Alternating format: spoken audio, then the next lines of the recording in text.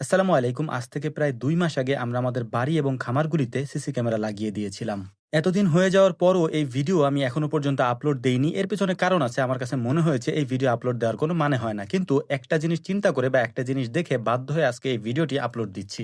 আপনারা জানেন যে আমাদের শত অনুরোধের পরেও মানুষকে আমরা আটকাতে পারিনি। মানুষ আমাদের বাড়িতে এবং আমাদের খামারে আসতেই থাকে এবং প্রচুর পরিমাণে আসে। এটার পরিমাণটা আমি আপনাদেরকে বলে বোঝাতে পারব না।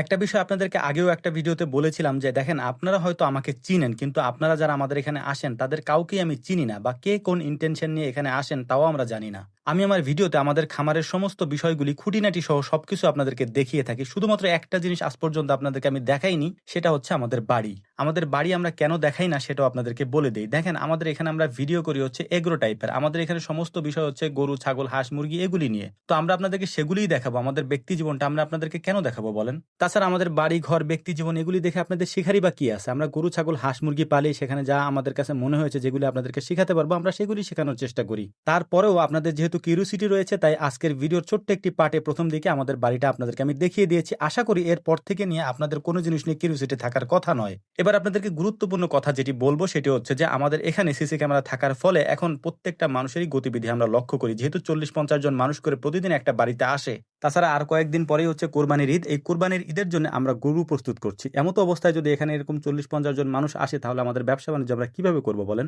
আমি অসুস্থ হওয়ার পর এখনো পর্যন্ত যত ডাক্তারের কাছে গিয়েছি তাদের মধ্যে সবারই একটা কমন কথা ছিল, সেটা হচ্ছে আমাকে রেস্ট করতে হবে। সেই রেস্ট করার সুযোগটা আমার কখনোই হয়নি। প্রতি ১ ঘন্টা পরই ৩-৪ জন করে মানুষ আসে, তাদের সাথে কথা বলতে হয়, সময় দিতে হয়, ঘন্টার পর ঘন্টা তাদের সাথে বসে থাকতে হয়। তাহলে কখন রেস্ট করবো আপনারাই বলেন? তাই পরিবারের চাপে বাধ্য হয়ে আমার শারীরিক কন্ডিশনের কথা বিবেচনা করে আমাদের এখানে আসাটা সম্পূর্ণরূপে আমরা বন্ধ করে দিয়েছি। যদি আমার শুভাকাঙ্ক্ষী হয়ে থাকেন, আমাকে যদি ভালোবেসে থাকেন, তাহলে আমার এই কথাটা মেনে নেওয়ার চেষ্টা করবেন। আশা করি আমার কথাগুলি বুঝতে পেরেছেন। আসসালামু আলাইকুম ওয়া রাহমাতুল্লাহ।